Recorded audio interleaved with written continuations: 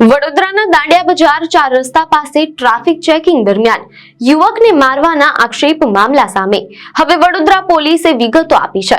પોલીસે આ સમગ્ર ઘટનાના સીસીટીવી ફૂટેજ અને ઘટના સમયે પોલીસ કર્મીઓએ પહેરેલા બોડી વોર્ન કેમેરાના રેકોર્ડિંગ પણ રજૂ કર્યા છે। આ વિવાદમાં પોલીસનો પક્ષ શું છે અને તપાસ કયા તબક્કે પહોંચી છે તે અંગે એસીપી અશોક રાઠવા અને એસીપી ટ્રાફિક ડીએમ વ્યાસે માહિતી આપી હતી। આવો જોઈએ આ અહેવાલ। દાંડિયા બજારમાં બનેલી ઘટનામાં યુવક દ્વારા લગાવવામાં આવેલા આક્ષેપોને પગલે વડોદરા પોલીસ દ્વારા તાકીદે તપાસના આદેશ આપવામાં આવ્યા હતા। સી ડિવિઝનના એસીપી અશોક રાઠવાએ આ મામલે નિવેદન આપ્યું છે। આવો જાણીએ એસીપી અશોક રાઠવાએ સમગ્ર મામલે શું કહ્યું। આ જે ફર્સ્ટ જે બોડી વોર્ન કેમેરો આવેલ છે એમાં જે પોલીસના માણસો છે ક્લિયરલી સમજાવી રહ્યા છે કે ભાઈ તારું જે છે એ જે બાઇક છે એ બાઇકમાં મોડિફાઈડ સાયલેન્સર છે, નંબર પ્લેટ નથી, તારી પાસે લાયસન્સ। એમાં એ તમે આખો સમગ્ર વિડીયો જોશો તો આ જે યુવક છે એ સમગ્ર મેઇન પોલીસનું કામ એવું હોય છે કે એ જે કંઈક ફાઇન હોય ફાઇન ભરી દે, આ તો પછી એ ડિટેન કરી લે પછી આગળ જવા દો, પણ એ હંમેશા રેજિસ્ટર જ કર્યો હોય છોકરો, એવું first body Warne camera. Second body Warne કેમેરામાં એવું દેખાઈ રહ્યું છે કે આ જે છોકરો છે તકરાર કરી રહ્યો છે તો એને જે ગાડીમાં બેસવા તૈયાર ને તો ગાડીમાં બેસાડવા માટે એને જે ધક્કો મારીને ત્યાં લઈ જવામાં આવેલો છે, એમાં એ ઝપાઝપી થયેલી છે। જે વિડીયો સીસીટીવી નો આવેલો છે એમાં એવું આવે છે કે આ જે ભાઈ છે એ કૌશલસિંહ જાટ છે, એ કૌશલસિંહ જાટ જે આરોપી છે એને લઈ જવામાં, પરંતુ એ રેઝિસ્ટ કર્યો, સીધો બેસતો નથી તો એને ખાલી ધક્કો મારીને એને ગાડી સુધી લઈ જવામાં આવે છે, ગાડીમાં બેસાડવામાં આવે છે। ક્યાંય પણ એવું નથી આવતું કે એને કોઈ પણ પ્રકારનો માર મારવાનો। ધારો કે જે સામેનો આરોપી છે, આરોપી બેસી જ નથી રહ્યો તો આરોપીને બેસી કઈ રીતે એમને બેસાડવું, એને કમસે કમ એને ફોર્સ એટલો ફોર્સ તો એને વાપરવો પડે કે એને ત્યાં સુધી ગાડી સુધી લઈ જવામાં આવે। શરૂઆતમાં જયારે આ જે મામલો હતો એ ટ્રાફિકનો હતો, એ ચલાન ભરતો નતો તો ચલાણ ભરવા પૂરતું જ હતું, તો એ ચલાણ ભરી દે તો જે ટ્રાફિક સાહેબ છે એ ઓફિસમાં હતા તો ત્યાં જઈને એને સમજાવટ કરી કે ભાઈ તારું જે કંઈક છે એ ચલાણ જે ભરી દે અને મામલો પૂરો થાય। એ ત્યાં સુધીની જ વાત હતી, ત્યાં સુધી કોઈ ગુનાહિત કૃત્ય થયેલું બી નથી અને ત્યાં સુધી કંઈ ધ્યાનમાં બી નથી આવેલું કે એને રાવપુરા પોલીસ સ્ટેશને લાવવામાં આવે। માર મારવાનું જે છે એ મેડિકલ રિપોર્ટ છે કોઈ પણ જગ્યાએ સમર્થન આપી રહ્યા નથી, એ ફક્ત આક્ષેપો જ છે। મેડિકલ રિપોર્ટ જે છે ડોક્ટરના એક્સપર્ટ છે, મેડિકો લીગલ આખી ટીમ લાગેલી છે, એના એક્સરે કરવામાં આવેલા છે, સર્જરી કરવામાં આવેલા છે, સીટી સ્કેન કરવામાં આવેલા છે, એ બાદ એમણે અમને જે રિપોર્ટ આપ્યા છે એને આધારે આમાં કોઈ પણ પ્રકારનું એને માર મારેલો એવું એ કદાચ જે ઝપાઝપી છે એ ઝપાઝપીને કારણે એને ઈજાઓ થયેલી હોય એવું થઈ શકે છે। એ એમ કહી રહ્યો છે કે મેં લાકડી મારી છે, લાકડીથી માર મારેલો છે, તો એ આક્ષેપો ખોટા છે। હું ઝપાઝપી છે, ઝપાઝપી તો આપણે લીધેલી જ। હવે એ એક તપાસનો વિષય છે કે આગળ એને હુમલો કર્યો છે કે પોલીસે હુમલો કરેલો છે, આગળ એક તપાસનો વિષય છે। ઘટનાક્રમ બનેલ છે લગભગ 10:30 થી 11:15 વાગે, આ કંઈક 11:15 આજુબાજુનું છે અને પછી એ રાવપુરા પોલીસ સ્ટેશન આવે છે। રાવપુરા પોલીસ સ્ટેશનેથી પછી એ સીધો 108 બોલાવે છે અને 108 થઈને સીધો એ હોસ્પિટલ જાય છે, એટલે ત્યાંથી 1:10 વાગે છે રાવપુરા પોલીસ સ્ટેશને આ આગળની વર્દી આવે જે એને અરજી આપી છે। એ અરજીના જે તથ્યો છે એ તથ્યોને ચકાસવામાં આવશે અને એને આધારે જે કંઈ પણ ગુનો બનતો હશે એ રજીસ્ટર કરવામાં આવશે અને આગળની કાર્યવાહી કરવામાં આવશે। નહીં, એની બાઇક ડિટેન કરેલી જ નથી, એને કીધું કે તારી બાઇક ડિટેન કરી રજીસ્ટર કરી રહ્યો છે, ના કે મને નથી ડિટેન કરાવવું।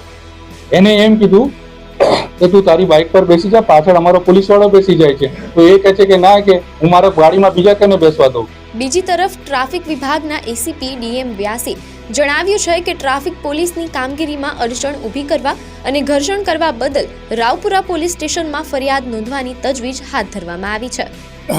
આ ગઈકાલનો બનાવ છે અને પ્રાથમિક બનાવનો હું પોતે સાક્ષી છું। રોજની જેમ અમે નર્સિંગ હોમ 4 રસ્તાથી નીકળતા હતા એ દરમિયાન એક યુવક ફોન પર વાત કરતો હતો ચાલુ ગાડીએ અને એના બુલેટના આગળ પાછળ નંબર નહોતો, હેલ્મેટ નહોતું અને મોડિફાઈડ સાયલેન્સર હતું। એટલે દર વખતની જેમ અમે મારા કમાન્ડોને કીધું કે એ ગાડી પાછળ બેસી જાઓ અને એને ઓફિસ લઈ આવો।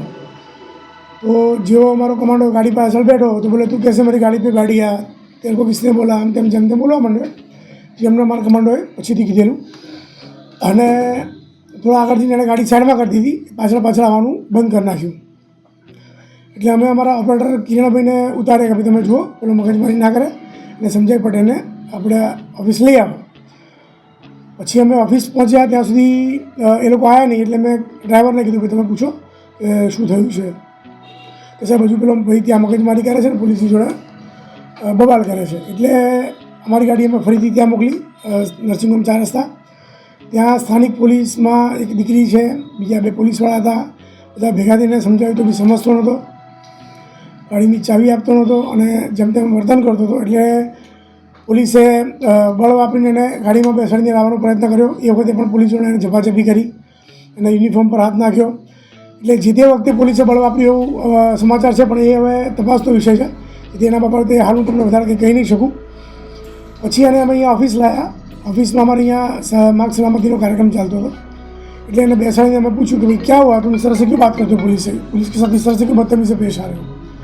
बोले पुलिस को किसने और ये दे दिया, ऐसे कैसे कर सकते हो. मैं फ़ाइन भरने के लिए तैयार था, फ़ाइन भरने के लिए तैयार थे, लेकिन तुम्हारा गाड़ी डिटेन करना है तो जैसे पुलिस बोलती है उसको आपको करना है. तो बोले मेरे को वकील को फ़ोन करना है, माँ बाप को फ़ोन नहीं करना. પછી એના મધર ફાધરને બોલાયા. એના મધર ફાધર પણ સેમ પીચમાં સેમ ભાંટા પાડીને ઓફિસનું વાતાવરણ બગાડી રહ્યા હતા. એના ફાધર કે હું CISFમાં છું, એનો દીકરો કે મારા પપ્પા આર્મીમાં છે. એટલે મેં આઈ કાર્ડ માગ્યું, તમે આઈ કાર્ડ બતાવો તમારું. આઈ કાર્ડ બતાવવા તૈયાર નહીં, એમનું સાચું નામ બોલવા તૈયાર નહીં. એટલે ના છૂટકે અમારો કેમેરો ચાલુ કરો, મોબાઈલનો કેમેરો ચાલુ કરવો પડે. ભાઈ તમે સાચું બોલો, તમે કોણ છો, તમે તમારી ઓળખ આપો, તમે એના ફાધર છો ને કોણ છો. એટલે આ બધું થયા પછી એ લોકો કોઈ રીતે માનવા તૈયાર નહોતા. એનો નાનો ભાઈ પણ આવ્યો. નાનો ભાઈ પણ એને બચાવીને અહીંયાથી ભગાડી લઈ જવાની કોશિશ કરતો હતો. એટલે અમે એમને સમજાવીને કીધું જો તમારે ફરિયાદ જ કરવી હોય તો તમે પણ ફરિયાદ કરો, અમે પણ ફરિયાદ કરીએ એમ કહીને અમે અમારી જ ગાડીમાં અહીંયાથી રાવપુરા પોલીસ સ્ટેશનમાં લઈ ગયા છીએ. અને ત્યાં અમે પણ ફરિયાદ આપી છે. એમણે ફરિયાદ આપી કે હજુ અમને માહિતી નથી. તો આ પરિસ્થિતિ જોતાં એટલી ગુનાહિત માણસ ધરાવતી ફેમિલી હતી કે ના છૂટકે અમે તપાસ કરાવડે કે આ ભાઈ આ રેલવે પોલીસમાં છે કે કેમ. તો માહિતી મળી કે હા રેલવે પોલીસમાં નડિયાદ યાર્ડમાં નોકરી કરે છે એના ફાધર ગજેન્દ્રસિંહ. અને એમનો સ્ટાફ પણ ત્યાં પરેશાન છે, એમના PI પણ પરેશાન છે. એ લોકોને બી અમે સમજાવ્યું કે ભાઈ આ આવું કરે સારું ના કહેવાય, બસ आप उनका जो करना है करो, वो इन लोगों को कुछ इसके बारे में बात नहीं करना है. પછી અમે તપાસ કરી તો એ જે છોકરો નાનો ભાઈ એનો આવ્યો હતો એના વિરુદ્ધમાં દારૂના સ્મગલિંગના રેલવેમાં કેસો છે. એક કેસ મારામારીનો અને એવો કેસ સયાજીગંજમાં છે, એક દારૂનો કેસ ફતેગંજમાં છે.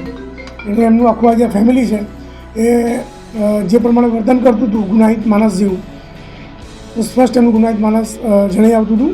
અને આ રીતનું એમને અમારી સાથે અમારી પોલીસ સાથે વર્તન કર્યું. હા, જે મેં અગાઉ કીધું એ પ્રમાણે જ્યારે ગાડીમાં નહોતો બેસતો એ વખતે પોલીસે કદાચ બળપ્રયોગ કર્યો હશે. અને તપાસનો વિષય છે, એના માટે હું વધારે નહીં કહીશું. અમે આમાં એક ફરિયાદ કરી છે. અધિકારીને જે તપાસમાં અડચણ કરી, સરકારી અધિકારીઓ ઓન ડ્યુટી હતા એની સાથે એને ઝપાઝપી કરી એ બાબતની કલમો લગાવી છે. એક તરફ યુવક અને તેનો પરિવાર પોલીસ પર અત્યાચારના આક્ષેપ કરી હોસ્પિટલમાં સારવાર લઈ રહ્યા છે, તો બીજી તરફ વડોદરા પોલીસે કાર્યવાહી અંગે વિગતો આપી હતી. હવે CCTV અને બોડી વોર્ન કેમેરાના આ ફૂટેજ અને આગળની તપાસમાં નક્કી થશે કે હકીકતમાં દાંડિયા બજાર 4 રસ્તા પર શું બન્યું હતું.